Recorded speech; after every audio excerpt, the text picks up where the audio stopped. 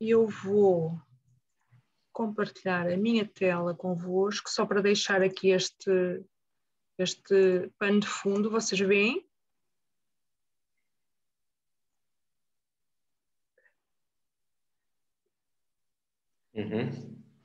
Vou só puxar para cima, eu quero ver-vos. Muito bem, então eu vou dar início a esta sessão, não é? Este ciclo de conversas dos fins de tarde de Sociologia. Este é um ciclo que já tem vindo a acontecer há alguns meses.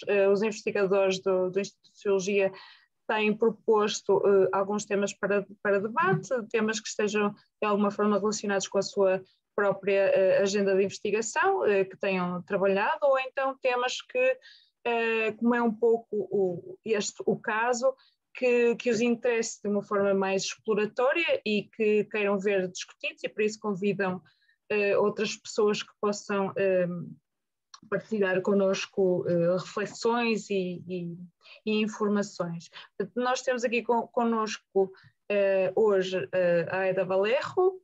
Eu vou apresentar-vos, em primeiro lugar, vou começar por fazer uma curta apresentação. A Aida Valerro é professora de Teoria e Prática de Cinema Documental na Universidade do País Basco, é especialista em cinema documental e em festivais de cinema, áreas nas quais já trabalhou como crítica, guionista, consultora, investigadora e professora, é membro de comissões de seleção de documentários e júri de vários festivais internacionais, co-editora dos livros Documentary Film Festivals, o volume 1 e 2, e Film Festivals and Anthropology, além de ter escrito vários outros artigos científicos sobre cinema documental, festivais de cinema, etnografia, antropologia dos média e narratologia, escreve críticas de filmes e documentários, é investigadora principal do projeto Ikerfest, um projeto muitíssimo interessante, sobre o qual depois, se quiseres, Aida, podias falar um pouco para as pessoas ficarem a conhecer, é sobre festivais na região basca, e é fundadora e coordenadora do Documentary Work Group da European Network for Cinema and Media Studies,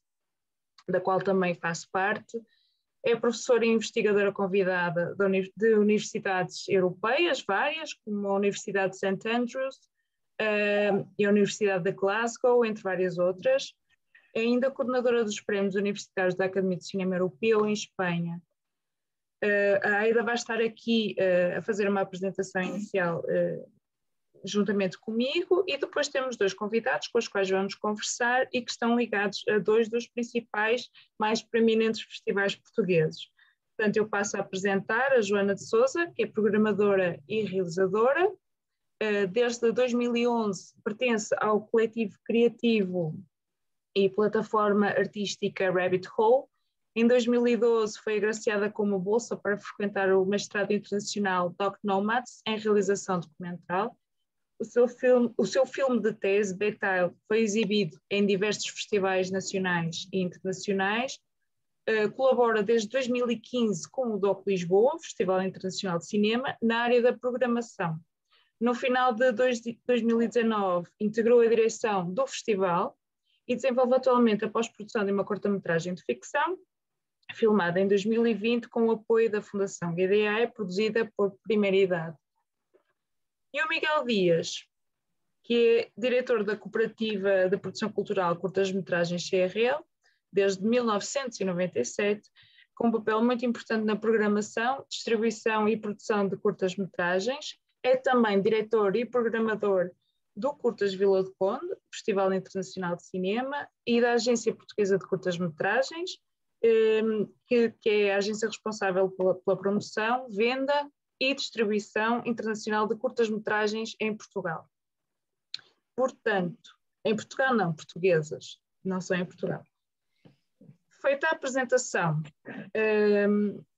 eu queria falar-vos um bocadinho sobre a razão de ser desta sessão, portanto, aquela que foi, no fundo, a minha inquietação ou ponto de partida para pensar esta sessão, que na verdade não é novidade. Portanto, várias conversas têm sido desenvolvidas em torno desta mesma questão, quer por parte de profissionais, mas também levadas a cabo por pessoas ligadas à academia. Mas eu sou da opinião de que esta é uma questão que está longe, apesar de ser assim, digamos que um tema que está na ordem do dia, creio que está longe de estar esgotado, e existe uma série de aspectos que estão em aberto, e é um bocadinho por aí que eu gostava de levar esta conversa. Portanto, quando eu diria, ou começava por dizer, quando teve início a atual pandemia, em março de 2020, quando tudo isto começou, deu-se imediatamente uma revolução ao nível do circuito, ou dos circuitos, caso queiramos entendê-los no plural, internacionais dos festivais de cinema, e essas reverberações continuam a sentir-se ainda agora. A incerteza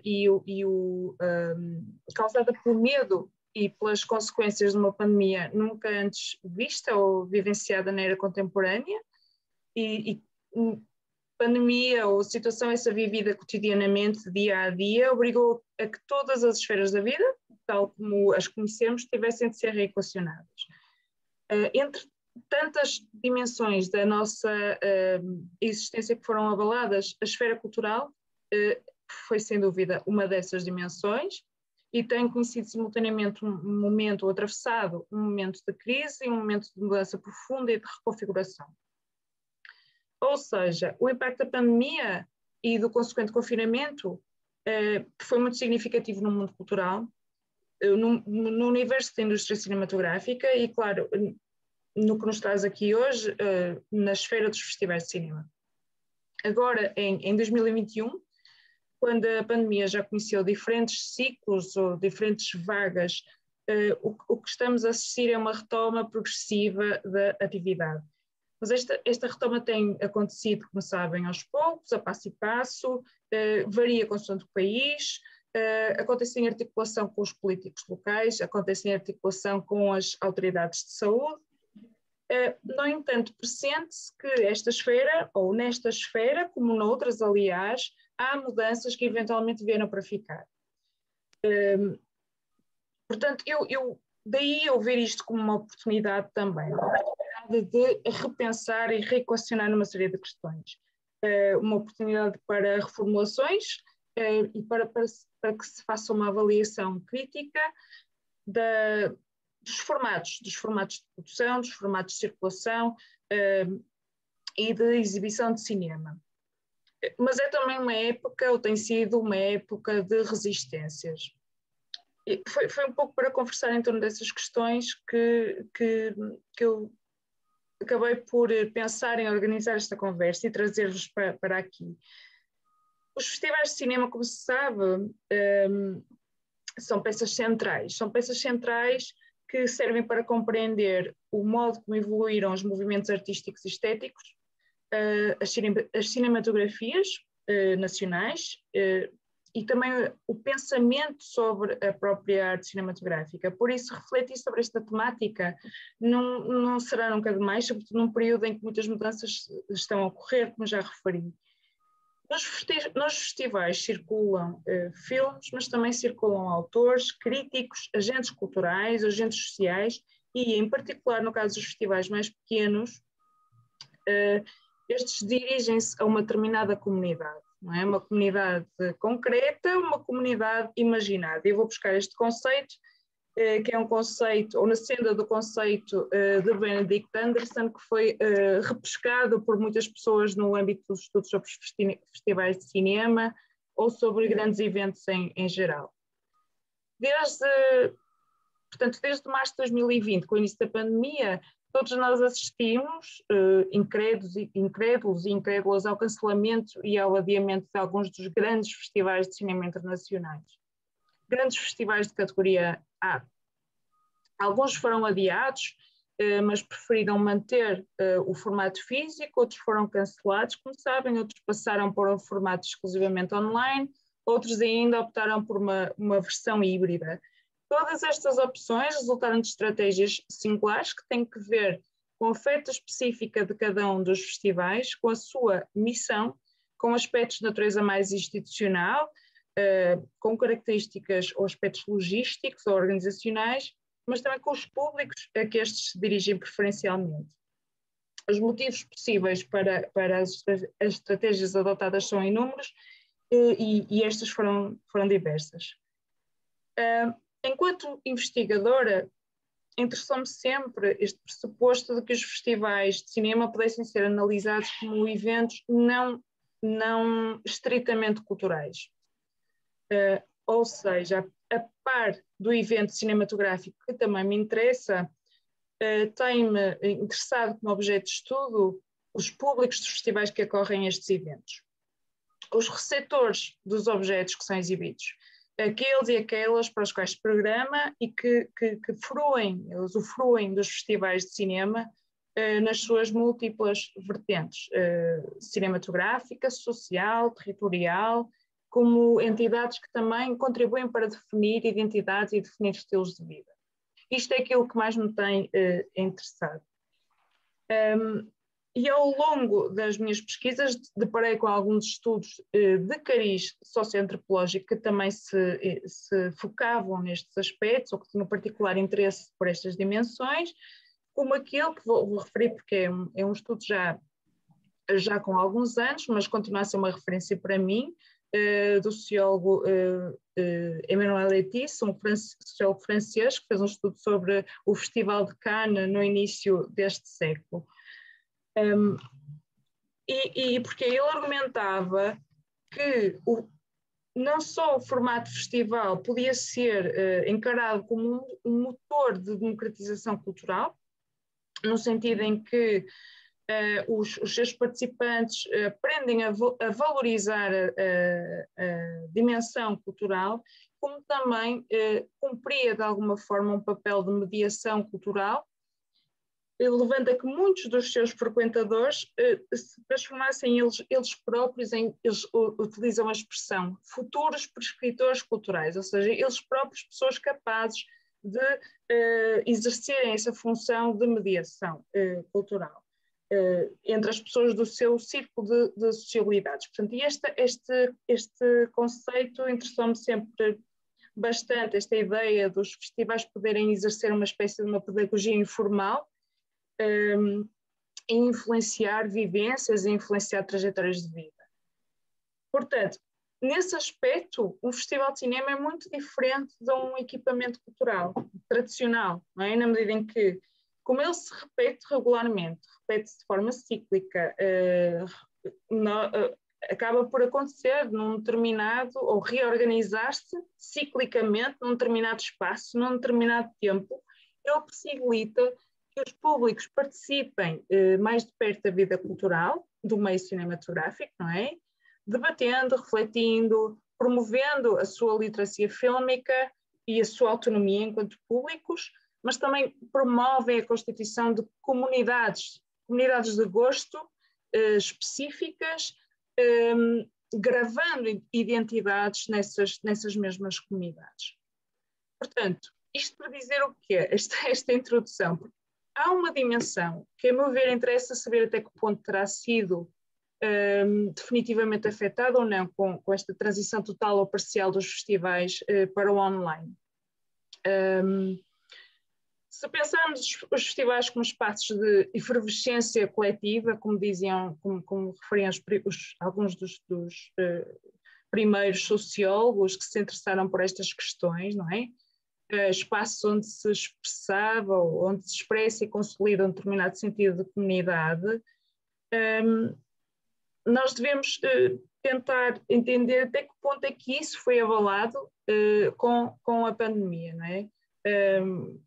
Até que ponto é que os festivais, enquanto contextos de partilha, de reforço de memórias, de episódios marcantes e de narrativas até nostálgicas, pode ter sido ou não abalado e o que é que vai resistir desse abalo.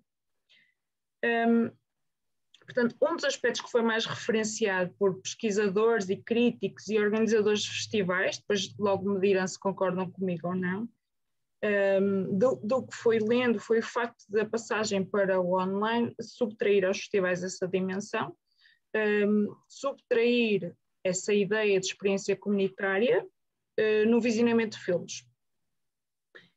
Dimensão essa que, no ver dessas pessoas, seria insubstituível.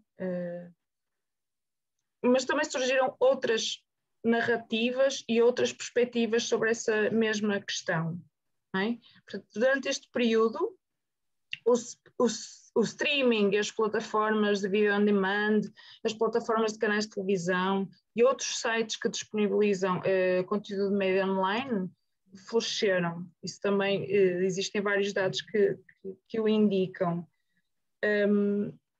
Plataformas, por exemplo, como a Mubi, não só as plataformas mais genéricas ou mais mainstream, mas estas outras plataformas, como a Mubi, com uma curadoria bastante mais criteriosa de cinema de autor, clássicos de cinema ou favoritos dos festivais contemporâneos, teve um aumento brutal de adesões, de memberships, e sentiu inclusive a necessidade de alterar o seu formato. Portanto, deixou de oferecer os 30 filmes em 30 dias, passou a oferecer retrospectivas e uma série um arquivo com centenas de filmes, etc.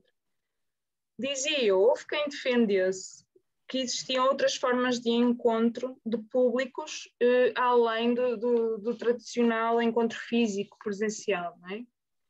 Chamando a atenção para o facto de terem ocorrido experiências de visionamento de filmes em conjunto, em plataformas de streaming, nas quais também ocorriam dinâmicas próprias ou habituais em contextos de visionamento físico.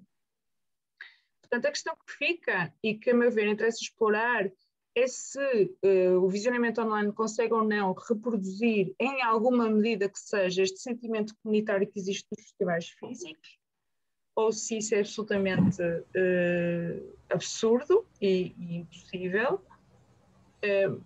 porque de certa forma é o próprio conceito de comunidade que está aqui em causa, não é? Que está a ser testado pelas novas circunstâncias.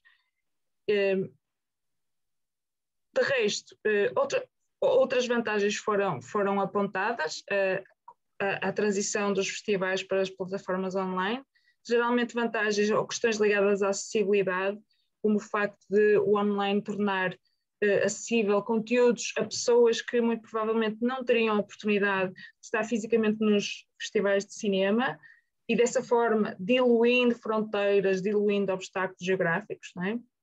Ainda ligado à acessibilidade, salienta-se o facto das versões online permitirem um acesso mais facilitado a pessoas com necessidades específicas, além de alguma forma terem disputada a necessidade de discutir a importância de haver um maior investimento em aspectos como a acessibilidade, a linguagem gestual e outros elementos que permitam de alguma forma garantir uma maior inclusão, mas também se sabe que, por outro lado, isso veio aumentar ou aprofundar um outro tipo de assimetrias que já existiam, como o facto de, e isso é muito evidente em Portugal, nem todas as pessoas terem acesso à internet, nem todas as pessoas terem acesso a essa literacia digital que lhes permita encontrar a informação e usufruir dessa mesma informação. Pronto, já falei bastante e só queria trazer para aqui aquela que é a minha preocupação principal e que se prende com os públicos dos festivais e algumas questões que entretanto se foram levantando e que me interessam. Existem muitas outras. Como é que as coisas vão evoluir daqui para a frente? O que é que vai ficar e o que é que vai desaparecer com a pandemia? Pronto, são alguns temas que depois nós vamos certamente ter a oportunidade de discutir convosco. E é isso, e passo a palavra à Aida para ela fazer a sua apresentação quando quiseres. Aida, tenho que tirar aqui o... Muchas gracias, Tania. Sí. Bueno, en primer lugar, muchísimas gracias por invitarme a estar aquí. Mi presentación será en castellano, espero que se me entienda. Yo estoy haciendo esfuerzo también por entender el portugués, hasta ahora más o menos me he enterado. Lo dicho, si me acelero, hablo muy rápido o no se entiende, Tania, me dices y intento retomar la charla. Voy a compartir mi pantalla porque he preparado una serie de diapositivas. Un segundín. Vale. Aquí está. De acuerdo. Bueno, como veis, voy a hablar del tema del seminario, cómo los festivales se han adaptado en tiempos de pandemia y más específicamente en los temas de investigación que he trabajado en los últimos años, que son los festivales de cine documental y también los festivales del ámbito vasco. En primer lugar, voy a hacer un poco un recorrido de mis investigaciones previas para ver cómo he llegado hasta el punto en el que estamos todos y todas de esta pandemia que está afectando a nuestros modos de trabajo, en nuestro caso también, en el caso de organizadores de festivales, a lo que están haciendo, al festival mismo, a cómo lo conciben y cómo lo crean, cómo lo organizan, pero a las investigadoras, a las personas que trabajamos desde la universidad también, a nuestro objeto de estudio, a nuestra forma de entenderlo y también a nuestras prácticas. Entonces hablaré de todo eso en la primera parte y en segundo lugar hablaré de casos más concretos de una investigación que estoy llevando a cabo ahora mismo, que es sobre festivales de cine documental y plataformas de streaming durante la pandemia, también con ejemplos del ámbito vasco. Como sabéis, el Festival de San Sebastián se celebra en Donosti, en la región donde yo vivo y sobre la que he hecho un proyecto de investigación. Y bueno, pondré también varios ejemplos porque creo que es un festival interesante para ver los problemas, los desafíos que están enfrentando los festivales. Entonces, en primer lugar, hablaré un poquito de cómo llego yo al estudio de festivales. El estudio de festivales en el ámbito académico, en el ámbito universitario, sobre todo tiene un boom a partir del 2007, que es cuando aparece el libro de Film Festivals from European Geopolitics to Global Cinephilia, de Marijke de Valk. Marijke de Valk junto a Skadi Loist, una investigadora alemana, crean la Film Festival Research Network, y para todas aquellas personas que estén un poco interesadas en lo que ha pasado en los últimos años, de 2007 y lo que se ha investigado, ellas tienen esta web de acceso abierto y libre donde hacen compilaciones de bibliografías, de artículos, de investigaciones que se van haciendo. Entonces es una herramienta de acceso abierto muy interesante.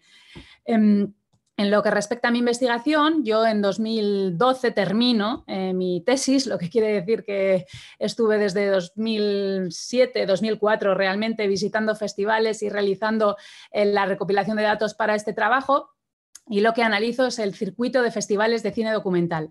Me centro sobre todo en el marco de Europa del Este. Entonces, en este marco hago un análisis histórico, un mapeo de todos los eventos, cuándo surgieron, etcétera, pero como veis en el mapa, no solo hablo de Europa del Este, porque según voy analizando los circuitos culturales, se ve cómo todos esos circuitos están relacionados con otros festivales, sobre todo con aquellos que se realizan en Alemania, en Países Bajos, en Holanda, como es el caso de IFA, etcétera. Entonces entiendo este espacio cultural no como un espacio cultural cerrado, y esto es importante en toda mi investigación, sino como un centro de estudio que tiene links, que tiene conexiones con muchos otros espacios culturales. Y ahí se generan jerarquías, se generan conexiones. La investigación es bastante multidisciplinar, hablo de la creación histórica del mapa de festivales, hablo del calendario, de cómo se ha creado un circuito, como decía Tania, es un circuito de circulación de películas, pero también es un circuito de circulación de personas. Y luego hablaré de cómo la importancia de ese espacio social, ¿no?, en las investigaciones que he llevado a cabo. También hago un análisis de los workshops, los talleres de creación documental vinculados a esos festivales y que han tenido un boom en toda esta época y a partir de los 90. Cabe destacar que, claro, yo analizo unos fenómenos bastante recientes. Como vemos, muchos de los festivales periféricos de esta región surgen a partir de los 2000 y es precisamente el periodo de incorporación a la Unión Europea. Entonces también es un poco una historia de cómo todo el ámbito cultural de Europa del Este se adapta al capitalismo y a los nuevos modelos de gestión cultural. En ese marco también analizo los institutos regionales, institutos de promoción del documental que también colaboran con los festivales, y un tema que he trabajado bastante en mis investigaciones, la parte industrial. las secciones industriales que se van incorporando a los festivales en la época de los 90, los pioneros, pero sobre todo a partir de los 2000 en festivales más periféricos y específicamente los que yo estudiaba. Una vez que termino la tesis, trabajo en un monográfico en la revista Secuencias. Y una de las ideas y uno de los temas que me interesan bastante es también un poco expandir el análisis de festivales a ámbitos geográficos nuevos, porque había muchos estudios sobre Cannes, sobre Berlín, sobre Venecia, etcétera, los grandes festivales, digamos, pero hay una falta de estudio, por un lado, de circuitos menores, el circuito documental, el circuito de cortometraje y también de espacios geográficos, como puede ser el iberoamericano, América Latina, o como puede ser también incluso en el marco europeo los países del sur. En 2017 coedito con una compañera chilena, María Paz Peirano, un libro que se denomina Film Festivals and Anthropology, y aquí hacemos también un mapeo de ese subcircuito de festivales de cine etnográfico. Aida, desculpa, Sim. só uma questão. Só nos está a aparecer aqui o teu e-mail e o ecrã preto. Eu não sei se estás a compartilhar algo mais do que isto, mas não, exato, não estamos a ver isso, não vimos. Não veis? Não, estava a aparecer preto. Eu no início pensava que eventualmente estavas a fazer uma introdução e depois avançavas, mas não. No, pero me dice, o sea, ¿no se ve mi pantalla? Neste momento estou a ver. Abre, esse é um PDF ou é um PDF? Tengo un PDF. ¿Y no se ve ahora o sí se ve? Agora estamos a ver, sim. Há pouco é que... Sim, agora vejo. Vocês veem também? Sim. Há pouco é que não estávamos a ver. Perdona. Sim, continua, peço desculpa a interrupção. ¿Los mapas más o menos se han visto? No. No. No, ya lo siento. Bueno, solo para que supierais, cuando hablaba de calendarios, de histórico, eran estos mapas de festivales europeos. Pero bueno, solo si os interesa verlo con detalle, os puedo mandar el PowerPoint, el PDF. Ahora sí se ve, ¿no? Lo dejo así. Ahora sí. De acuerdo. Bueno, como decía, uno de los temas que trabajo en varios artículos es festivales e industria. Y es un poco como todos esos pitchings, esos mercados que se han incorporado a los festivales están cambiando lo que es el modelo festival en sí mismo. En 2020, es decir, en medio de la pandemia, sale dos libros realmente, al inicio era uno, pero son dos libros que han llevado 7 años de trabajo. Son ediciones, es decir, son trabajos colectivos donde he intentado invitar a todas las personas que habían hecho tesis sobre festivales de documental y estudios similares para dar una mirada lo más amplia posible al estudio de festivales. Hablamos de metodología, hablamos de periodos históricos, hablamos de política y en el segundo volumen hablamos más de tendencias contemporáneas, es decir, las secciones industriales de las que hablaba, sistemas de programación y después también entrevistas a profesionales, no solo de los festivales, sino también de las plataformas VOD, de programadores, de televisiones y workshops. Vale, enlazado con un tema que quería tratar hoy también y que me gustaría igual que elaboráramos un poco en diálogo con los directores de Curtas y de Doc Lisboa. Un tema que me interesa, como he dicho antes, es el tema de jerarquías geoculturales. En un artículo que escribí también en 2020 hablo de repensar el canon cinematográfico. Cuando enseñamos historia del cine, cuando escribimos historia del cine, siempre hay un listado de películas que son de referencia. Y en este artículo hablo del proceso y del papel que tienen los festivales en ese proceso de filtrado de esas películas, sobre todo películas de países que no son hegemónicos, que no son Estados Unidos o Francia, para entrar en ese canon mundial. Para los que conozcan el canon documental que hizo Sight and Sound en 2014, era una web interactiva que podías ir clicando las películas. Si haces un análisis sobre la presencia de estas películas en los festivales internacionales, está perfectamente claro el poder de determinados festivales como Cannes u otros festivales de documental que han podido tener repercusión para que estas películas pasen a ser las películas referentes del canon, ¿no? Entonces, ese tema de jerarquía cultural, de filtro, de proceso de entrada en la historia del cine es un tema que me interesaba bastante también. Entonces, ampliando espacios juego-culturales, en el último año, en 2020, con María Paz Peirano hicimos un número especial sobre festivales en América Latina, con varios estudios de diversos investigadores e investigadoras que hablan de festivales tanto de Brasil como de países de América Latina, Chile, Argentina, etcétera. Y el último trabajo que ha salido en 2021 es una iniciativa de Tania Leao, de la revista Niki, donde hablamos de los festivales y sus contextos socioculturales. En este caso no es solo del ámbito lusófono hispanohablante, pero sí que hay una presencia muy grande de estudios de festivales de este ámbito geopolítico, digamos.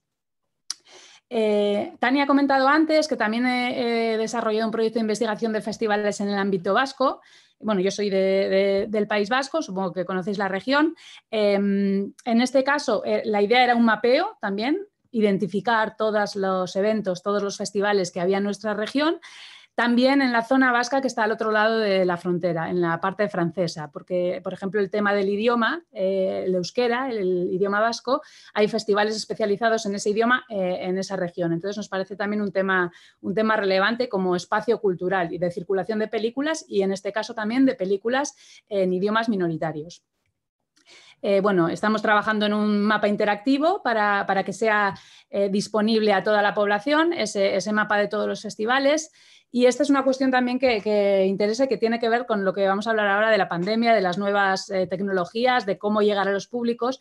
También desde el lado de la investigación estamos trabajando mucho por que las investigaciones vayan más allá de un simple artículo para ser herramientas también que lleguen a la población y que los datos que recopilamos y que trabajamos durante tantos años sirvan también como espacios y herramientas para profesionales. Bueno, casi todas las publicaciones están de acceso libre en mi web y ahora me gustaría hablar un poco de las publicaciones en las que estoy trabajando que precisamente enlazan con el tema de hoy, festivales y pandemia. Por un lado, estoy trabajando en un artículo sobre festivales, el subcircuito de festivales etnográficos de cine antropológico, y creo que es un tema bastante importante porque en la pandemia, como antes, pero especialmente en la pandemia, hemos visto cómo los subcircuitos están reaccionando de forma diferente, tanto en relación a cómo entienden su versión online, si ir online o no ir, y también con qué tipo de plataformas. Y es un tema del que hablaré en la segunda parte. Segundo, el mapeo del que hablábamos, de festivales en el País Vasco, del que daré algunos ejemplos de respuestas ante la pandemia. Luego, en el marco de las Digital Humanities, del estudio de festivales y del uso de nuevas herramientas y bases de datos, también estamos trabajando en cómo esas herramientas digitales sirven para transmitir la información de la investigación. Y luego, el último capítulo, y el más importante del que voy a hablar hoy, es un capítulo que estoy coescribiendo con Christelle Taillibert. Es una investigadora francesa que ha trabajado mucho sobre festivales online previos a la pandemia, cuando había muchos como My French Film Festival y una serie de festivales que existían solamente online. Entonces, en este capítulo hablamos de dos plataformas, de las que hablaré después también. DA Films, una plataforma que está creada por varios festivales de documental en Europa, y TENC, que es la plataforma de referencia para el ámbito francófono en Francia y también más allá para documental. ¿Qué ocurre en el marco de la pandemia? Y especialmente, ¿qué me ocurre a mí como investigadora? Como habéis visto en mis trabajos, la antropología y la etnografía tienen un peso bastante grande en mi investigación. Entonces, muchas de las cosas sobre las que yo había escrito no eran solo esos ámbitos culturales, sino, como decía Tania al principio, también esas comunidades. Hablaba mucho de cómo se producen las interacciones sociales, el viaje de profesionales de festival a festival y cómo todo eso afectaba a una economía del documental que se había producido durante una década. Además de ese trabajo de archivo que he realizado, de análisis de catálogos, programación, etcétera, para mí era muy importante el análisis de prácticas contemporáneas, lo que pasaba en el momento, en el festival, esos momentos de networking donde parece que no es un dato oficial de que nada esté ocurriendo y, sin embargo, a nivel de análisis de cuál es el papel de un festival para la industria audiovisual de un país, de una región, de un género, es fundamental. A nivel histórico hay un ejemplo que me gusta mucho mencionar, que es un momento en que fueron jurado del Festival de Hippopoli. Festival de Hippopoli en Florencia es un festival de cine etnográfico y cine documental. Y para quien no lo sepa, el año, o sea, antes de existir la película documental Chronique d'un été, Crónica de un verano, que es, digamos, uno de los grandes films del canon del documental, los directores Jean Rousse y Edgar Morin coincidieron como jurados en el Festival de Hipópoli, o sea, fuera de Francia, en Italia. Y premiaron las películas que vemos en la imagen, The Hunters, On the Bowery y We Are the Lambeth Boys. Para ellos estas películas fueron fundamentales para crear Chronique d'un été, y así lo declaran en la bibliografía disponible, pero me parece especialmente importante pensar en el festival como ese espacio de intercambio y de encuentro entre dos cineastas, de visionado de películas, de inspiración y de creación como de un empuje a nuevas películas. Esta es la dimensión que yo he trabajado mucho y que yo he analizado mucho y que me parece fundamental. Se puede analizar en perspectiva histórica siempre que haya datos, siempre que tengamos el dato de quién fue jurado en qué festival, etcétera, pero a nivel contemporáneo necesitamos muchos más datos. Entonces yo en el libro de Film Festival Anthropology, uno de mis capítulos era precisamente una descripción desde 2004 hasta 2015 de todas las personas, profesionales, directores de festivales europeos y de Europa del Este, que iban viajando de festival en festival y cómo era toda la política de invitación. Los directores que van a hablar ahora son perfectamente conscientes de esto y son perfectamente conscientes de hasta qué punto la pandemia ha roto completamente estas dinámicas. Por supuesto hay encuentros online, por supuesto hay dinámicas de interacción y me gustaría mucho que hablaran de eso en la parte de la conversación, pero lo que es toda la parte presencial, toda la parte que ha parado la pandemia, tenía un efecto fundamental en culturas cinematográficas, en la industria cinematográfica y también en todo lo que circula en torno a ella. Bueno, dicho eso, nos planteamos como investigadoras cómo investigamos festivales de la pandemia. Me gusta mucho esta imagen porque habla un poco de que hemos ido de la realidad virtual. La imagen de la izquierda es de 2015 en el IDFA de Ámsterdam y la otra imagen es de 2020. Los encuentros online que se han hecho con festivales, con asociaciones de documental. Simplemente hemos tenido que ir adaptando nuestros trabajos. En mi caso, analizar plataformas, analizar festivales no solo pasa por asistir online, sino también hacer una serie de análisis de newsletters, una tras otra, programaciones que, lógicamente, supongo que igual que para profesionales que no pueden ir a los festivales, es igual de cansado y de terrible, en el sentido de que no tiene nada que ver con el compartir el espacio social y compartir información, pero también experiencias en el marco de los festivales. Eso un poquito para contextualizar cómo llego yo aquí y mi investigación. Entonces ahora me gustaría hablar un poquito más de la pandemia, de las plataformas y de esta investigación que estoy llevando a cabo con Christel Talliver. Como he dicho, la plataforma que yo estoy analizando es dafilms.com. Es una plataforma de ámbito internacional. No está centrada en un solo país, pero sí que nació en República Checa por, como veremos ahora, uno de los festivales que forman parte de la alianza. Estos son los festivales que han formado Docal Alliance, han ido sumándose con los años y este es el calendario de 2020. Como vemos, CPH Docs fue el festival que se celebró justo cuando se generó el primer lockdown y por lo tanto tuvo que reaccionar de un día para otro. Por lo tanto fue totalmente online. Después tenemos Visions du Réel, que tuvo una situación similar, también tuvo que ir online. FID Marseille, que fue en julio, tuvo una versión presencial, por lo tanto no fue tan importante en su caso ir a una plataforma streaming. Y en el caso del festival polaco Millennium, Docs Against Gravity, cambió de mayo a septiembre precisamente por el problema del lockdown. Y en el caso de Doc Lisboa, cuya representante tenemos hoy aquí, Jihlava y Doc Leipzig, los tres siempre son en octubre y en este año también se mantuvieron en octubre con versiones híbridas o en el caso de Jihlava totalmente online porque el gobierno decretó el lockdown justo antes de empezar el festival. ¿Qué es lo que analizo yo en este capítulo?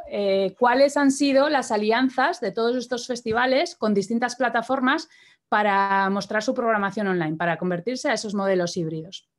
Creo que es interesante. Bueno, el otro ejemplo que se trata es Tenk, que trabaja mi compañera Cristel Talliver, pero no voy a profundizar ahora porque no nos va a dar mucho tiempo. Y también me parece relevante hablar de, por un lado, plataformas creadas por los festivales, como es DaFilms, pero por otro, las propias plataformas que ya eran utilizadas por usuarios, como puede ser en el caso de España Filming. Un caso importante para lo que ha ocurrido durante toda la pandemia, especialmente en el marco de los festivales de documental, es la plataforma Festival Scope Pro. Esta plataforma es una plataforma de festivales que ofrece video on demand, pero en este caso es una plataforma solo destinada a profesionales del sector. Por lo tanto, no había un problema tanto de geoblocking, sino que era simplemente que tienes que ser o crítico o distribuidor o sales agent, etcétera, para poder ser miembro. Cuando vemos cómo se adaptaron todos los festivales a plataformas streaming, vemos que se crea en todo este periodo una alianza entre Festival Scope y Shift72. Y aquí también me interesa que, a pesar de que estamos trabajando online, la parte humana, la parte de conexiones, de networking previa de los festivales, tiene un papel fundamental, porque Shift72 la contactó por primera vez CPH Talks, el Festival de Dinamarca, porque habían dado una charla en una de sus conferencias de mundos digitales y nuevas tecnologías. ¿Qué ocurre? Shift72 era simplemente una plataforma tecnológica que permitía hacer streaming, pero no tenía la confianza de cineastas, y por eso se crea esta alianza. Entonces, es una, como veremos, es una plataforma que ahora mismo usan muchísimos festivales para crear la versión, digamos, online de sus festivales, incluido Doc Lisboa, que tenemos aquí. Y también, si no me equivoco, Festival Scope también, Curtas también lo utiliza. Y otra de las salidas que han utilizado los festivales ha sido crear su propia plataforma. Este es el caso del Festival Millennium. Ante esto, quiero lanzar como 3 preguntas amplias y que creo que pueden servir un poquito también para empezar la conversación que viene a continuación con los directores de Doc Lisboa y Curtas. La primera, y que se desprende de todos los datos que hemos ido recopilando, entrevistando a directores de festivales y de plataformas, es que se está repensando cuál es la función de un festival en la cadena de distribución de un film. Es decir, tenemos producción, promoción, distribución, exhibición. Habíamos visto que los pitchings, los workshops, habían traído la producción a los festivales, pero en este momento lo que está en cuestión es si el festival es un espacio de promoción, distribución o exhibición, y todas las dinámicas económicas de la industria que eso implica. Esta imagen es de marzo de 2020, si no me equivoco, no, de mayo de 2020, y es una charla. Vemos aquí a José Luis Rebordinos, director del Festival de San Sebastián, y Jaume Ripoll, director de la plataforma streaming Filming de España. En este momento anunció ya Rebordinos que el Festival de San Sebastián será presencial o no será. Para él era muy fundamental que no hubiera streaming. En este caso, y me parece importante en relación a lo que he comentado anteriormente de los subcircuitos de festivales, en los festivales generalistas, San Sebastián, Cannes, etcétera, entienden su labor como promoción. Por lo tanto, las plataformas de streaming han sido enemigos naturales. En 2017 ya Netflix fue como el gran problema en Cannes, porque para los festivales eran un paso hacia la distribución comercial en cines, y por eso han hecho una guerra contra las plataformas en streaming. En los festivales documental era diferente, y por eso hablamos de subcircuitos, y creo que es interesante que tengamos aquí a representantes de festivales de cortos y festivales de documental, porque como no hay un circuito comercial posterior, o no lo hay, o es tan pequeño que no es tan significativo ni tiene tanto poder de negociación, digamos, con los festivales, cambia mucho toda la lógica de las plataformas streaming. Entonces, en este caso, vemos también que hay ejemplos de festivales. El caso de Millennium es una distribuidora, es una plataforma, es una empresa distribuidora directamente. Entonces, toda su lógica es muy diferente respecto a la plataforma de streaming. Ya ha creado su propia plataforma. Por eso creo que es importante plantearnos esa primera pregunta. ¿Cómo se redefine la posición del festival en esa cadena de distribución. La segunda pregunta más amplia que me gustaría, que se deduce de todas las reacciones de festivales y plataformas streaming, es el problema de la identidad tanto visual como curatorial del festival en relación al festival de la plataforma. En el estudio que hemos realizado se ve claramente que los problemas, las posibilidades de colaboración o no entre plataformas y festivales llegan a un punto donde se llega al límite y tiene que ver con que el festival necesita mantener su integridad y que no se la coma, digamos, la identidad, la propia plataforma y viceversa. La propia plataforma, en el momento en que incluye demasiados festivales, desaparece como proyecto curatorial. Y en el caso del TENC, el análisis de Talliver es especialmente interesante porque con la pandemia empezaron a colaborar con muchísimos festivales, empezaron a incluir muchos programas y en un momento dejaron de hacerlo y decidieron que no era el modelo que funcionaba. Solo funcionaban proyectos curatoriales de 6, 7 películas con un ámbito muy concreto, con una idea muy concreta, que podían venir de un festival, pero que no funcionaban como festival al completo. Y la tercera pregunta que quiero lanzar es la relación de los festivales con los públicos online. He hecho un pantallazo de las preguntas frecuentes del CPH Doc del Festival de Copenhague. Es de esta edición, no es del año pasado en el lockdown.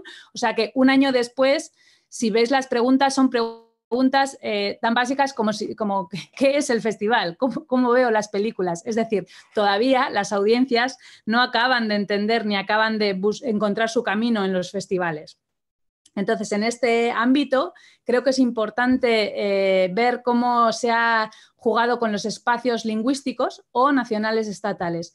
Vemos claramente que en todos los festivales el geoblocking ha sido una práctica común. Por supuesto, es una imposición, entre comillas, una exigencia de cineastas y de productoras y de Sales Agents, de quien está distribuyendo las películas, pero también es una lógica que va un poco en contra de toda la dinámica que ha significado y de todas las posibilidades que significa para los festivales ir online, porque significa perder las fronteras. La lógica online, sin embargo, a pesar de que no hay fronteras, ha sido la contraria. Siempre se ha leído en términos nacionales y en términos estatales. Y por eso, por ejemplo, ha tenido éxito plataformas locales conocidas, como TENC. Y sin embargo, cuando una plataforma como DA Films, que es internacional, no es muy conocida en un país, no ha tenido tanto éxito. Ya comentaba Tania también el tema de las nuevas audiencias. En las entrevistas que hemos realizado a directores de festivales, todos coinciden en acceso a nuevas audiencias de áreas con poca oferta cultural, con zonas aisladas, de zonas rurales. E incluso también a través de las plataformas, nuevos usuarios que eran usuarios de la plataforma, pero no iban a un festival. Entonces, a través de las plataformas sí que han encontrado los festivales. Otra cuestión relativa a las audiencias es el comportamiento online. Claro, ¿cómo se mide una audiencia en un festival físico? Con los tickets, con las entradas. En el festival online estamos hablando de clics. Y esta es una cuestión que sí que muestran preocupación muchos directores de festivales.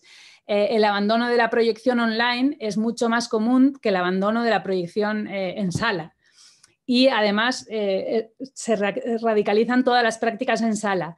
No solo el del abandono de la proyección, sino también que las películas que se ven mucho en el festival presencial se ven muchísimo más a nivel online, pero también las películas más modestas, quizá más oscuras, más difíciles, también tienen una repercusión muchísimo menor y muchísimos menos visionados online. Entonces, esto es un gran desafío y que demuestra también por qué un festival, por qué lo presencial marca la diferencia y crea esas nuevas audiencias, crea esas nuevas formas de ver y crean un espacio que dan una oportunidad a las películas. Por ejemplo, Rebordinos, cuando decía antes la charla que daban online, estaba muy enfadado y decía, ¿sabes cuál es el visionado medio de una película en internet? Decía 3 minutos, un poco para sostener esa idea de ir en contra de las plataformas de streaming y de no pasar su festival online. Pues esta es una preocupación que lógicamente forma parte del comportamiento online. Y ya para finalizar, el tema de la audiencia, una parte que puede ser positiva, pero tampoco sabemos hasta qué punto, es el tema de los datos y los algoritmos. Tenemos muchísimo, ahora mismo los festivales sí que pueden tener muchos datos concretos sobre la audiencia.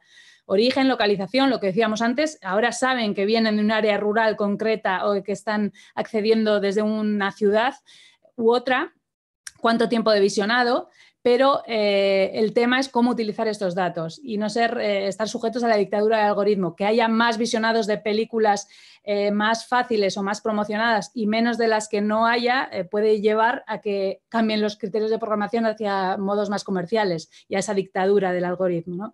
Estas son solo algunas cuestiones que ponen en diálogo estas tres cuestiones que yo creo que son fundamentales: la posición en la cadena de distribución del festival, su identidad versus el de la plataforma y los públicos. Y bueno, me gustaría que sirvieran un poquito estos tres ámbitos para enlazar con la conversación que tenemos ahora y, por supuesto, que den los directores de los festivales sus perspectivas, sus datos y su información, que por supuesto está mucho más actualizada y están viendo perfectamente cómo está evolucionando en este último año. Muchas gracias. Muitíssimo obrigada, Aida, pela tua apresentação. Foi mesmo muitíssimo interessante e já avançaste com uma série de questões que são aquelas que, bom, sobre as quais fomos falando e que interessa agora trazer para aqui. E, bom, são 6h30, portanto, para não demorar mais tempo, eu passava já a fazer as perguntas aos diretores dos festivais que temos aqui presentes. Nós temos, como disse, delineámos aqui um pequeno guião de algumas questões, algumas das quais depois retomamos nas nossas apresentações que gostávamos de falar convosco, e eu começava então por fazer uma pergunta relacionada com os públicos, que, como viram, é uma preocupação transversal, quer ao meu trabalho de investigação, quer ao trabalho de investigação que a AIDA tem vindo a desenvolver. Por acaso não era essa a questão, mas eu vou avançar. Pronto. O público presencial, as tais alterações nas dinâmicas do público presencial, no caso do Doc de Lisboa, o festival estendeu-se no tempo, correto?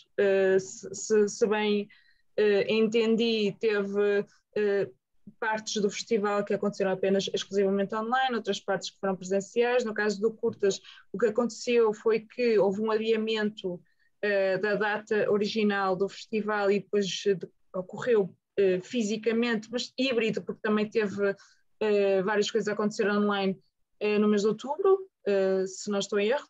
Sim. Como é que é essa relação com o público? O que é que vocês notaram que houve assim de drasticamente novo, diferente nestas novas versões dos vossos festivais? Eu começava por quem quiser. Miguel? Miguel. Ok, eu não sou um investigador, baseio muito mais vou-me basear na minha experiência prática e nas questões que me quiseres colocar, claro. Portanto, não tenho um discurso tão bem estruturado como os que assistimos da parte da Tânia e da Aida.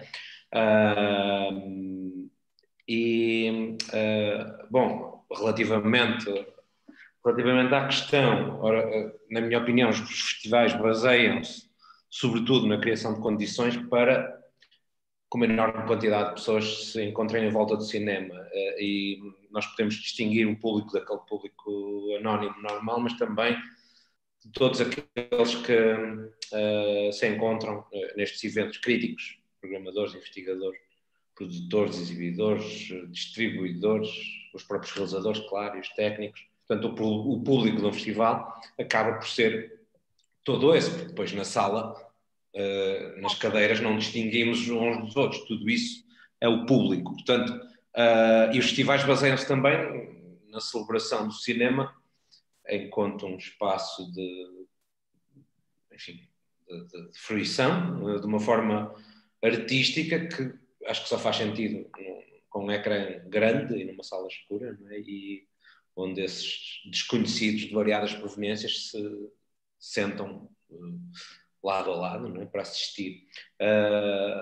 E também porque uma parte essencial dos festivais de cinema acontece fora do espaço da sala e dos filmes, as discussões, os encontros, essa partilha de um espaço comum e de opiniões, claro, e esse networking que deixa de existir como por exemplo neste nosso modelo, não é? Nós estamos aqui, no final vamos todos desligar o computador e continuar a trabalhar sozinhos. Muitas vezes as coisas mais interessantes se calhar seriam ditas depois entre nós, depois estamos aqui a conversar, não é? Bom, mas quanto aos públicos, parece-me evidente que muitos festivais se calhar vão aproveitar esta onda, alguns também por algum oportunismo. Os filmes online têm a possibilidade de chegar a mais público, não quer dizer que cheguem, porque depois também se vai perdendo um pouco o interesse e também, como já foi dito aqui, de facto,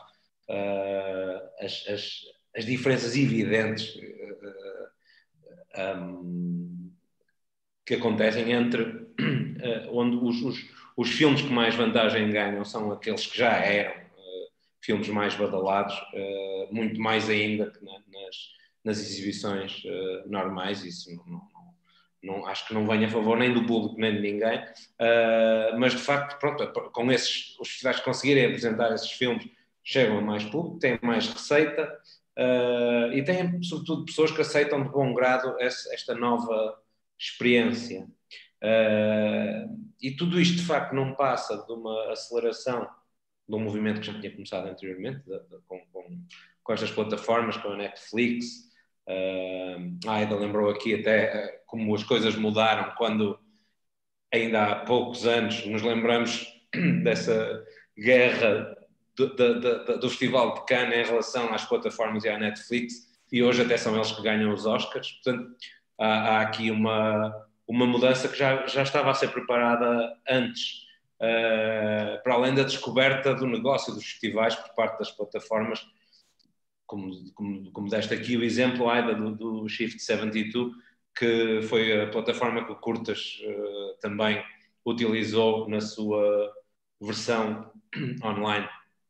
Eu próprio, enquanto espectador e enquanto público, já me fui adaptando. Eu recusava liminarmente, aqui há anos, podia passar a maior obra-prima no cinema, na televisão, que eu não ligava, não via, e eu próprio dei por mim, já antes de ter começado a pandemia, a querer ver os últimos filmes do Noah Baumbach ou do Martin Scorsese, porque já só estavam disponíveis na Netflix e não queria deixar de ver, e a partir daí comecei a aceitar passivamente ver outros filmes na televisão que antes nunca iria ver.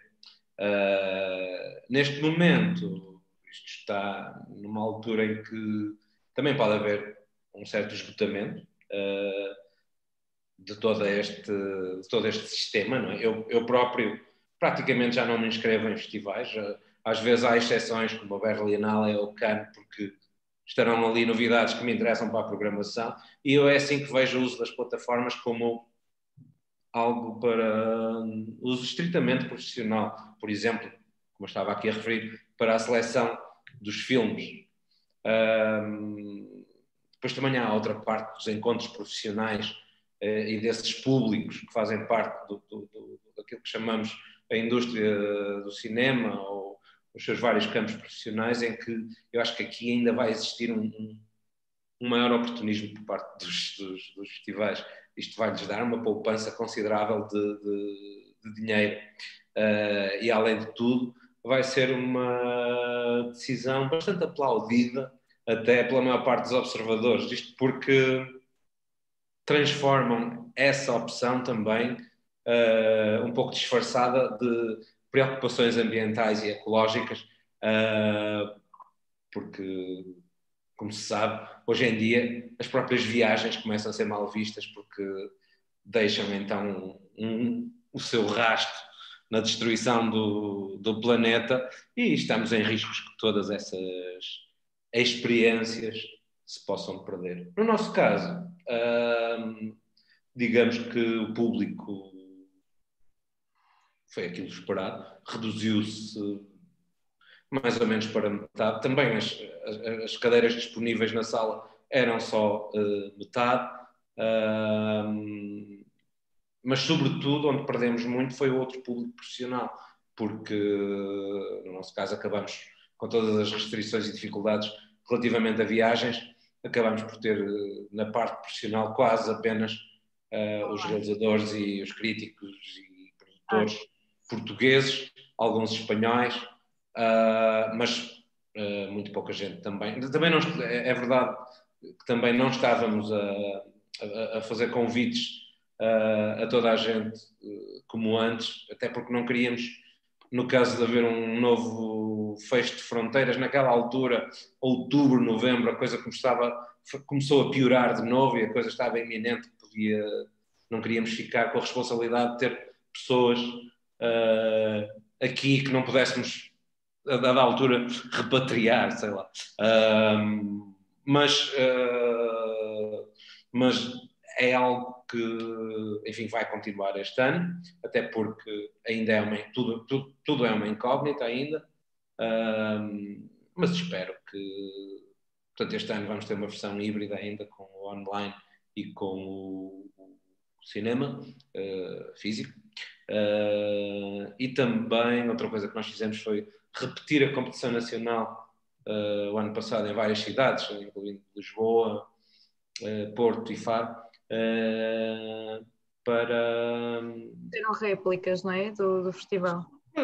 Para lhe dar maior destaque e mais espectadores, para tentar recuperar também uma parte dos espectadores que perde aqui. É evidente que no fim até acabaram por haver mais, quando considerarmos os espectadores que aqui estavam e o online e essas sessões.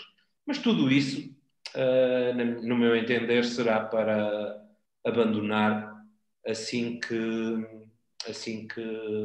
seja possível e assim que os festivais se possam realizar de uma forma normal. É evidente que isto não depende do Curtas Vila do Conde, depende muito mais daquilo que pensarem não só os próprios festivais, mas sobretudo aqui tem uma palavra a dizer os produtores e os distribuidores, que eu penso que no fim são quem mais sai prejudicado disto tudo, porque com certeza que não fizeram os seus filmes para serem vistos num telemóvel ou num ecrã de computador, para estrearem mundialmente num telemóvel, quer dizer, e como dizia há pouco a Aida também, arriscando-se a que o público visse só 10% da duração dos seus filmes e que abandonasse para ir fazer outra coisa qualquer, ou para ir comer uma maçã, ou sei lá o quê. Portanto, acho que essa é a situação atual e estará, por exemplo, portanto, nas mãos dos produtores e dos distribuidores continuarem a aceitar ou não que os festivais continuem a fazer versões online sem geoblocking ou com geoblocking. Portanto, eles poderão aí impor, penso eu, as suas exigências e, sobretudo, e quem decidirá isso, obviamente, vão ser os grandes festivais de classe A, porque o que eles fizerem, eu acho que os outros irão com certeza seguir. E parece-me que esses, pelo menos por enquanto, têm estado sempre do lado do cinema. Miguel, eu vou passar à Joana, ainda voltamos a ti. Com certeza. Obrigada. Joana, a mesma questão que coloquei ao Miguel, portanto, vocês estão hoje a fazer o vosso encerramento, sendo que começaram, se não me engano, no ano passado, isto pronto, foi quer dizer, uma situação extremamente atípica. Diz-me então, do ponto de vista dos públicos, como é que vocês viram que os vossos públicos habituais de Lisboa, como queiras fazer essa análise de quem está no terreno, como é que reagiram a este vosso formato faseado e prolongado no tempo? Obrigada, Tânia. Antes de mais, queria sublinhar que o Miguel disse a importância de termos falarmos sobre isto e de haver um estudo já sobre esta relação entre os festivais, o cinema e as plataformas online, porque é uma coisa que já se vem aproximando há muito tempo e que a pandemia de repente criou um espaço de oportunidade para que certas relações fossem criadas. Estão-me a ouvir bem? Está tudo bem? Pronto. E é verdade, eu estou agora a falar com vocês a partir da Culturgest, porque nós começamos hoje o final do festival, da edição passada, ou seja, da edição que ainda está a acontecer, e tomando a título de exemplo esta edição, nós temos uma relação com os públicos muito diversa, porque ou seja, não só a parte física, foi também um formato bastante atípico em termos de como os festivais normalmente se apresentam, mas também porque nós tivemos várias ligações a nível de plataformas online.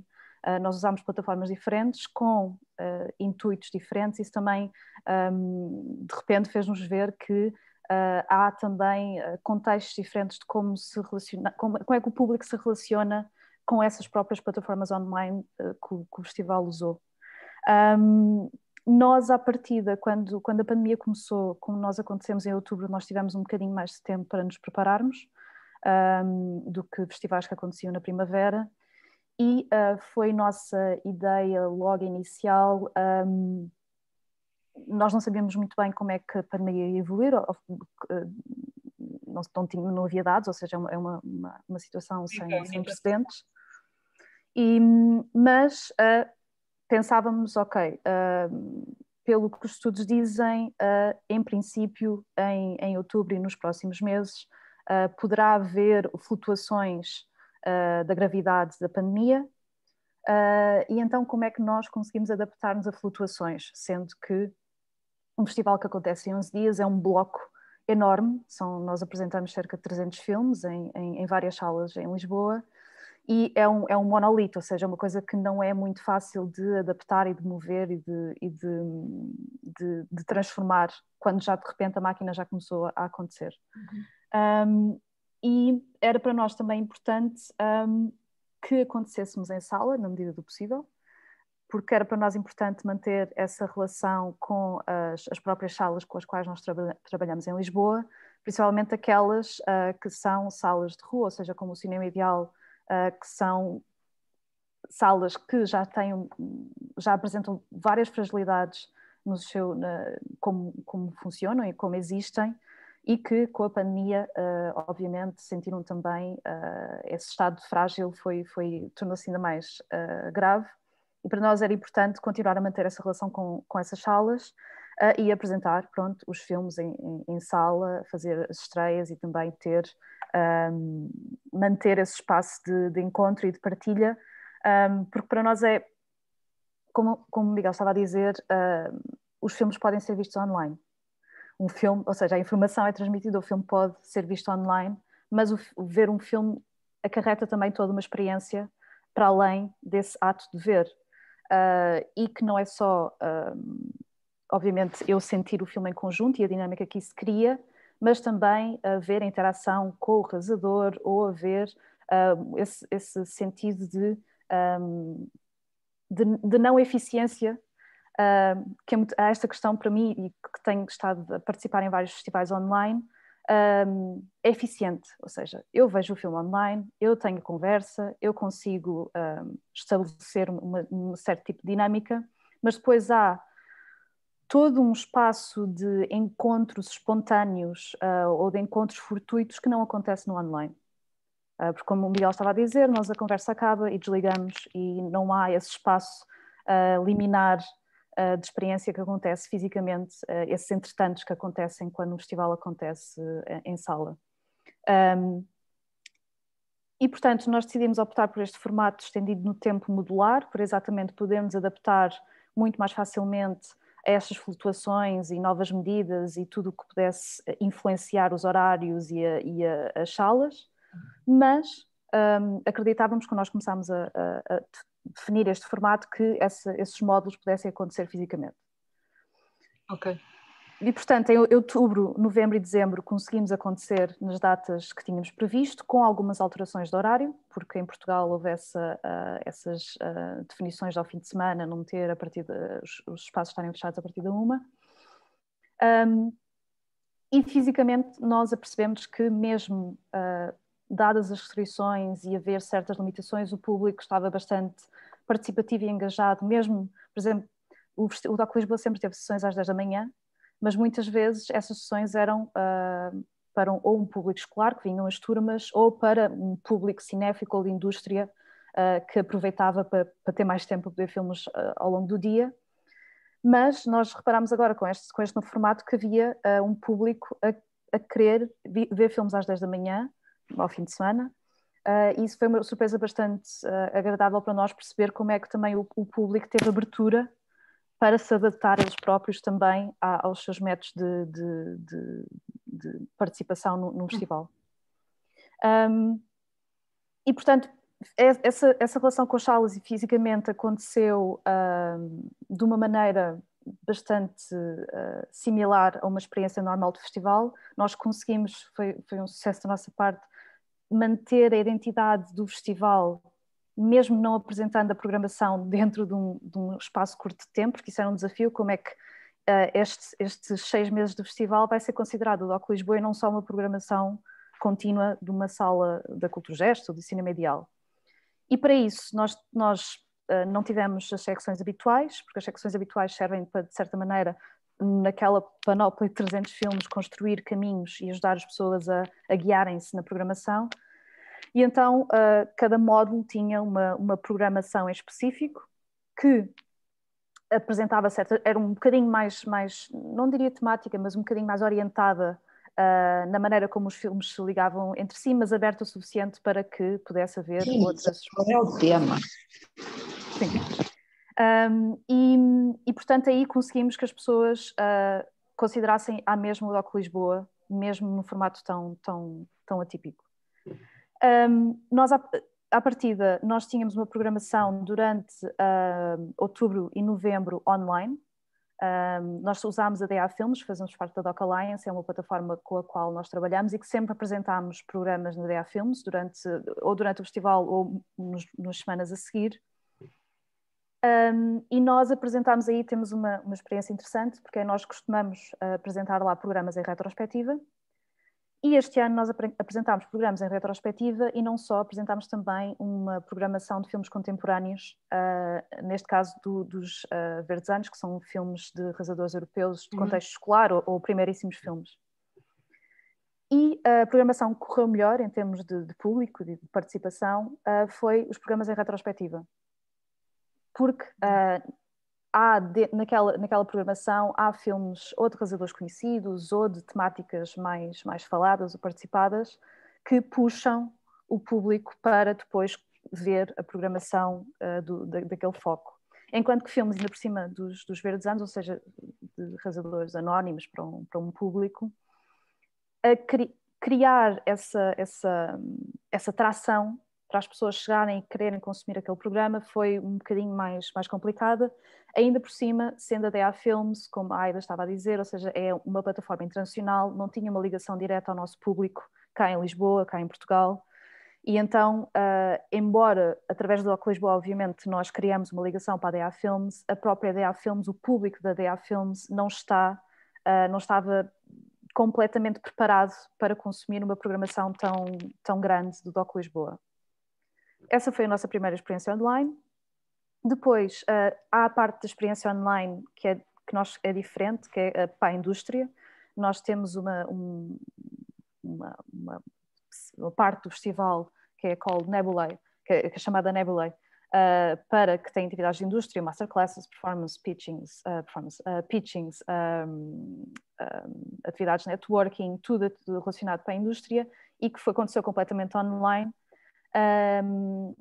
E aí, como o Miguel estava a dizer, nós realmente criou oportunidades a nível de ligações feitas, porque embora os encontros presenciais sejam bastante mais substanciais em termos de partilhas e de ligações que possam acontecer, o online, no caso das atividades da indústria, possibilita a que muitas das pessoas que talvez nunca pudessem viajar para Lisboa, porque embora o festival possa contribuir com a viagem de alguns profissionais, não consegue contribuir, obviamente, para todos, e isso depende das possibilidades que eles têm para viajar.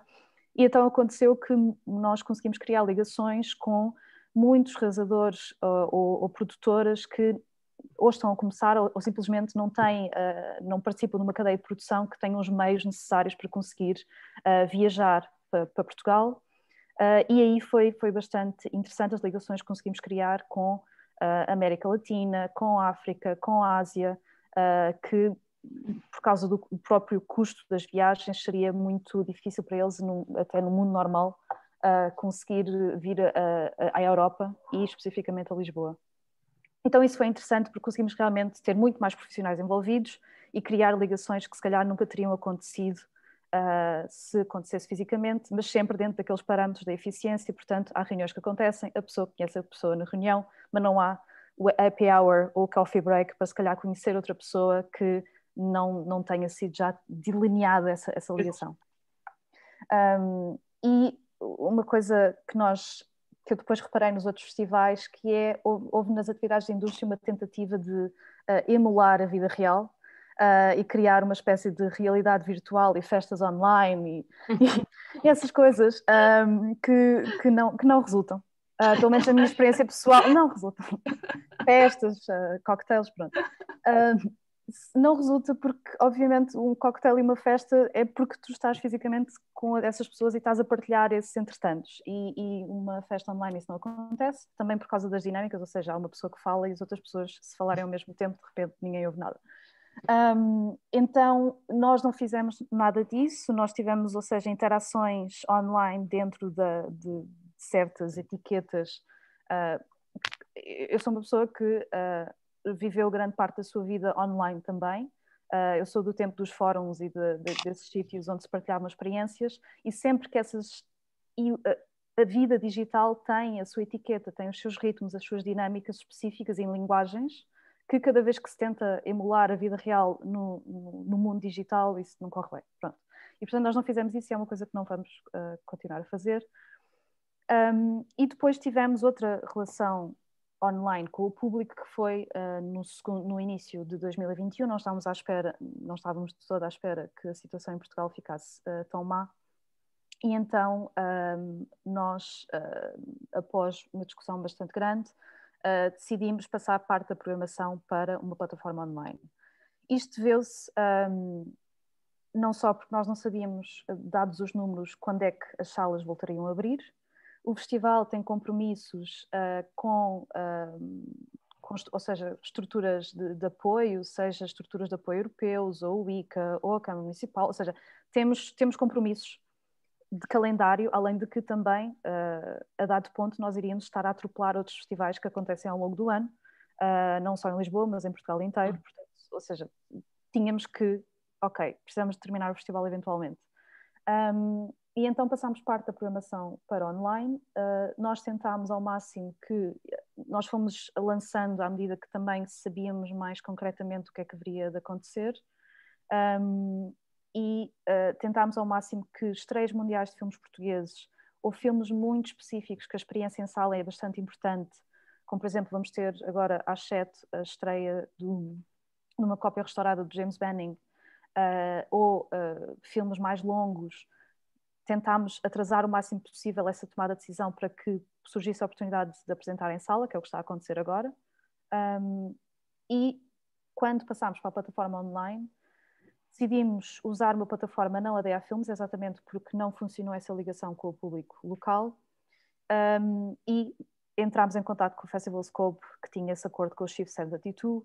Esse acordo surgiu porque o Festival Scope não tinha a estrutura técnica suficiente para conseguir ter tanto streaming de tantos filmes, que embora não viajar seja mais ecológico, mas a verdade é que streaming tem também uma pegada ecológica, portanto é importante sublinhar isso. Sim. E então nós no online, só para ser bastante rápida, nós decidimos de certa maneira como é que nós conseguimos manter a experiência do festival, não a experiência de ver um filme em sala, não é isso que estamos a tentar reproduzir, mas a experiência do festival. E então apresentámos 7 sessões, e estas 7 sessões estavam disponíveis durante 7 dias. Tentámos também indicar, obviamente que as pessoas não tínhamos controle das pessoas verem as sessões como nós definimos, mas nós dávamos a indicação que estes filmes foram pensados para ver em conjunto. Tínhamos um Q&A, uma discussão com um realizador de cada filme a cada dia, e eram as pessoas que tinham comprado bilhete para a sessão que tinham acesso a esse Q&A. Portanto, para manter também, de certa maneira, essa efemeridade de um encontro que acontece em sala. Obviamente que é bastante interessante manter esses registros. Nós temos e eventualmente podemos disponibilizar isso publicamente nas nossas plataformas, mas durante esta programação queríamos manter essa efemeridade dos debates que acontecem só para quem vê os filmes e para quem tem essa participação. É uma experiência que correu bastante melhor do que a experiência no DA Filmes em termos de público, porque era uma relação mais direta do festival com o público português. Para nós foi uma questão também de passar uma plataforma online da relação, ou seja, nós somos um festival que acontece em Lisboa, nós temos noção do quão centralizadora é toda a distribuição de filmes em Portugal e de como há essa dinâmica, e era importante para nós não atropelar a possibilidade dos filmes serem vistos fora de Lisboa em sala. Não só com o contexto também de estreias internacionais, ou seja, dos filmes estarem geoblocked só para Portugal, mas também... E então para nós, ou seja, nós fizemos isso agora, mas para as próximas edições apresentámos programação online, provavelmente só apresentaremos assim focos em retrospectiva, para exatamente... Ou seja... nós aumentamos a acessibilidade dos filmes, ou seja, o DOC Lisboa apresenta um filme e esse filme pode ser visto em qualquer ponto de Portugal, mas a verdade é que nós trabalhamos com cineclubes, trabalhamos com várias cineteatros e outras entidades em Portugal inteiro, e essas entidades conhecem melhor o público delas. E nós temos a plataforma disponível, não quer dizer que esses públicos vão encontrá-la. E nós reparámos isso, a maior parte do público que viu a nossa programação online era público de Lisboa. Portanto, isso também é uma questão interessante e que obviamente cada festival também teve a sua opinião, não só em Portugal, mas fora. Mas para nós é exatamente tentar pensar como é que isto pode ser, é uma dinâmica conjunta entre vários festivais. E pronto, foi essa a nossa experiência, nós estamos a acontecer ainda, e para a próxima edição nós contamos voltar outra vez a um formato usual, dos 11 dias, as secções habituais, e exatamente apresentando programação online, mas em retrospectiva, e vamos ter as atividades de indústria em formato híbrido, exatamente para tentar disponibilizar essas ligações que podem acontecer através do online. Também porque provavelmente em outubro ainda vai haver muita gente que não vai poder viajar em vários países, por isso é importante manter ainda. Ok. Obrigada, Joana. Bom, nós já fomos, vocês acabaram por ir falando, foram aflorando uma série de questões que nós tínhamos aqui alinhavadas. Em todo caso, agora temos de tomar uma decisão, são 7 horas. Eu sei que a Aida corre risco de ficar presa no campus da sua universidade e eu não quero que isso aconteça. Eu não sei quanto tempo mais é que a Aida tem. Temos mais, eu diria 5 minutos, talvez. Não estou a ouvir, Aida, tens de ligar o... Sí, podría salir aí quarto. 7:15. Pronto, como também começamos um bocadinho mais tarde, mas eu se calhar, eu não sei se concordas, Aida, mas eu perguntava se alguém aqui que esteja aqui presente, se tem alguma questão que queira colocar, se calhar talvez a Aida fosse avançando nas perguntas.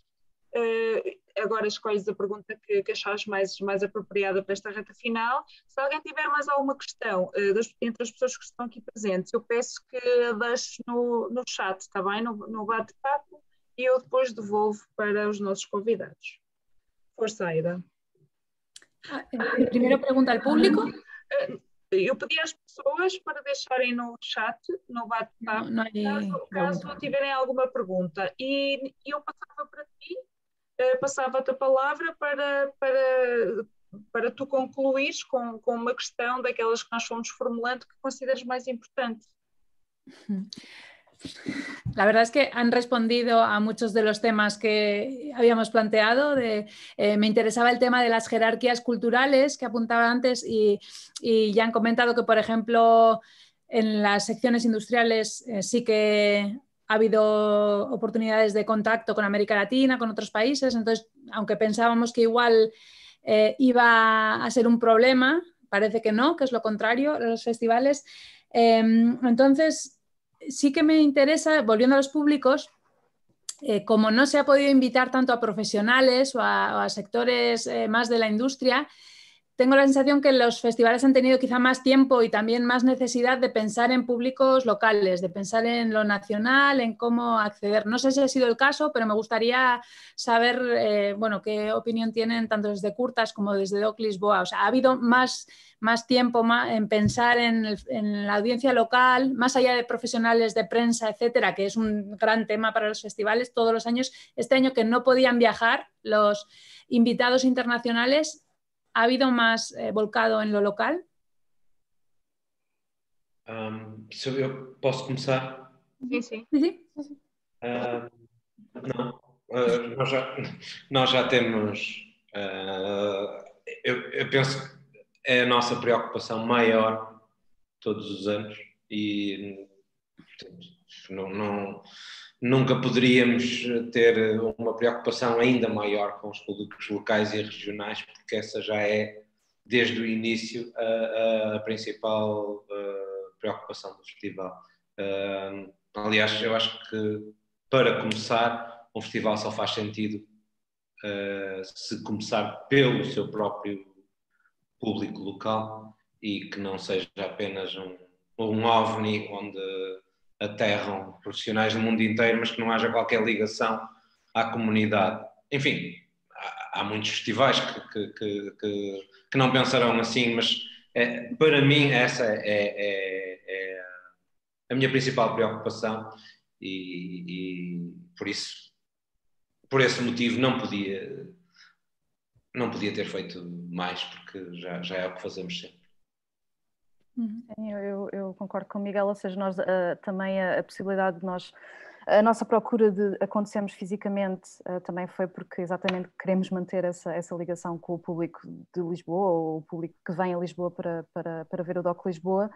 A única coisa que aconteceu foi o inverso, porque nós apresentando programação ao longo de 6 meses e sendo um festival internacional pensámos, será que só legendamos os filmes em português ou legendamos também em inglês, porque pode acontecer haver um público internacional ou não.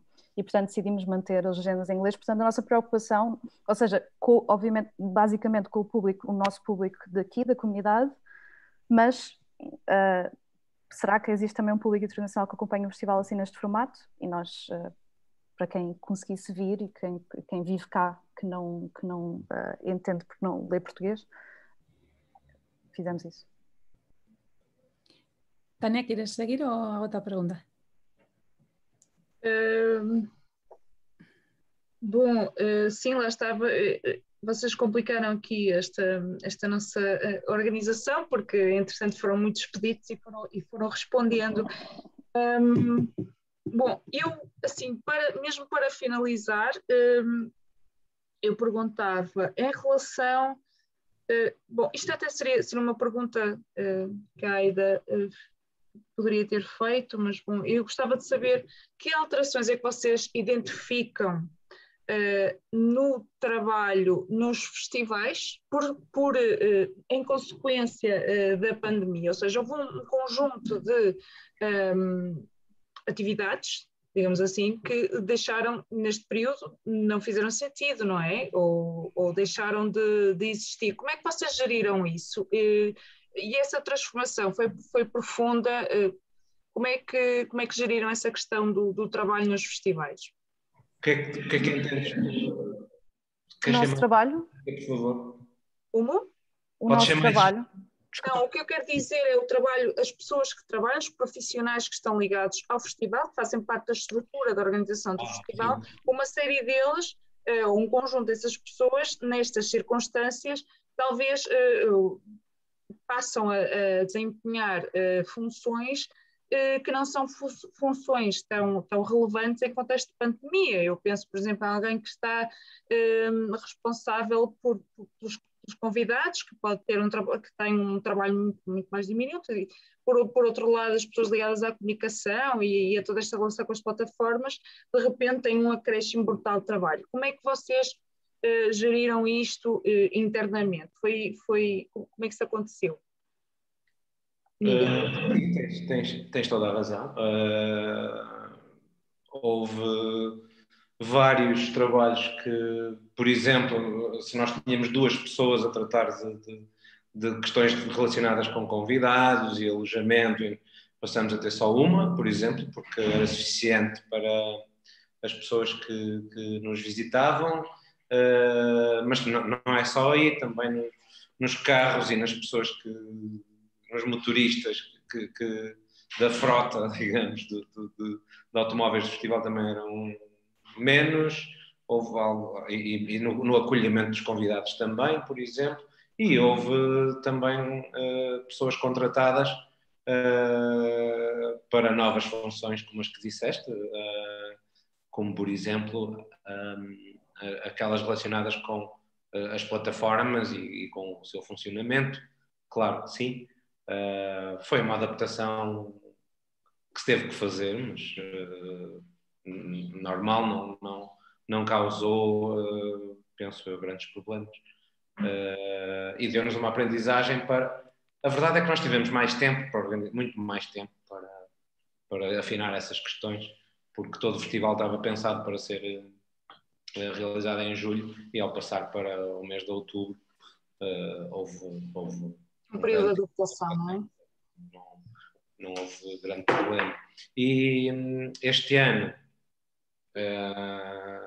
já temos essa experiência e ela vai ser replicada pela última vez. Espero. Joana. Sim, no nosso caso a dinâmica de trabalho foi substancialmente alterada, porque o formato possibilitou-nos também, ao ser mais esperado no tempo, ou seja, mais diluído no tempo, também possibilitou nós fazermos mais trabalho com a equipa permanente que trabalha no festival.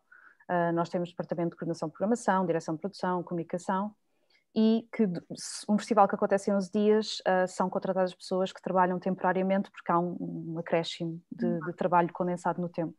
E, portanto, aqui nós conseguimos trabalhar no festival muito mais com a equipa permanente, sendo que nós tentámos, as pessoas com quem nós normalmente trabalhamos, que acresce essa equipa temporária, sendo que algumas delas não seriam necessárias, porque a função não iria ser necessária, nós tentámos assimilá-las para outras funções que de repente se tornaram necessárias, como estavam a dizer, ou seja, nós tivemos muito mais pessoas que não existiam a trabalhar em ligação com as plataformas online. Portanto, o Nebula teve três pessoas, uma pessoa que fazia a gestão técnica das plataformas, uma pessoa que era uma espécie de coordenador de convidados, mas era tudo online, era só geri-los online, e uma pessoa que fazia a parte de coordenação das atividades.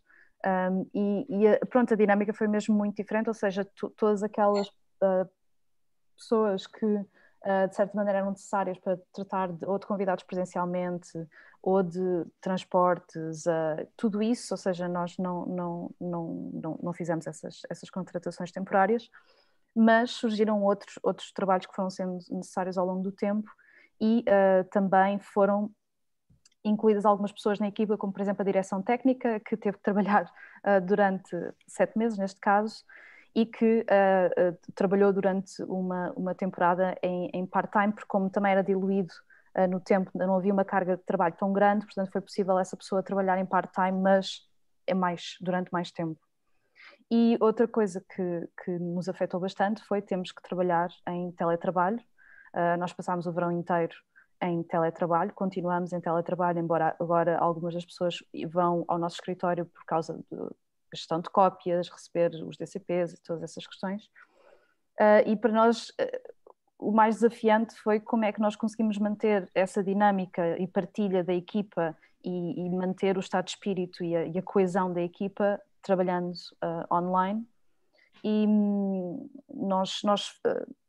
as pessoas são bastante responsáveis, ou seja, nós responsabilizamos as pessoas pelo seu próprio trabalho, obviamente, portanto há uma certa coesão de horário que nós tentamos trabalhar sempre ao mesmo tempo, exatamente para poder falar e partilhar problemas ou questões que surjam, mas há uma flexibilidade para as pessoas poderem também adaptar o horário à sua vida e ao contexto onde estão.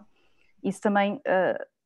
ou seja, porque hoje em dia há um policiamento muito grande das pessoas que trabalham em casa, o teletrabalho, e da nossa parte obviamente não houve isso, mas houve um acompanhamento de termos reuniões dia sim, dia não, com a equipa toda, para partilhar o que estávamos a fazer, até coisas que os outros departamentos não têm a ver com isso, mas exatamente para toda a gente saber o que é que como é que estão e o que é que estão a fazer, que isso aconteceria naturalmente no escritório, essa partilha, mas que em teletrabalho não acontece.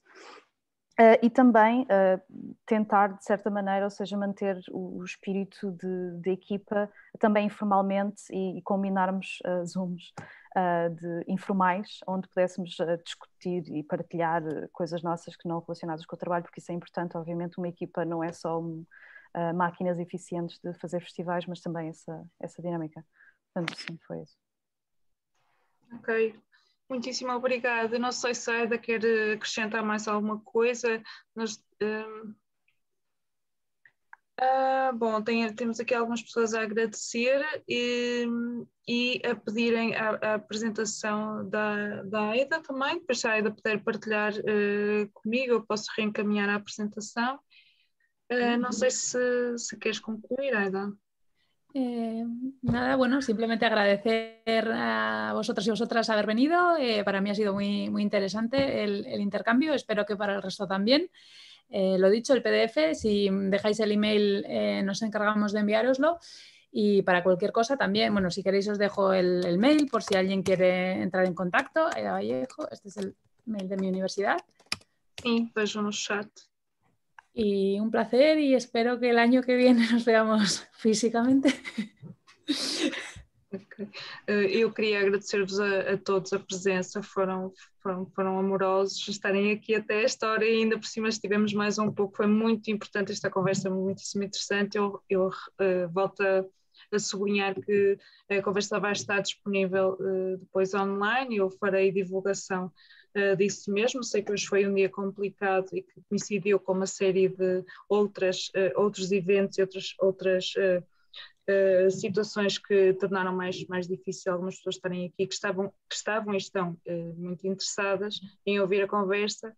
Portanto, resta-me agradecer-vos, Miguel, Joana, Aida, pela vossa presença e, bom, e até breve, até um dos entretantos, como disse a Joana. Espero eu. Sim, obrigada, Tânia e Aida. E obrigada, Vou parar a gravação, só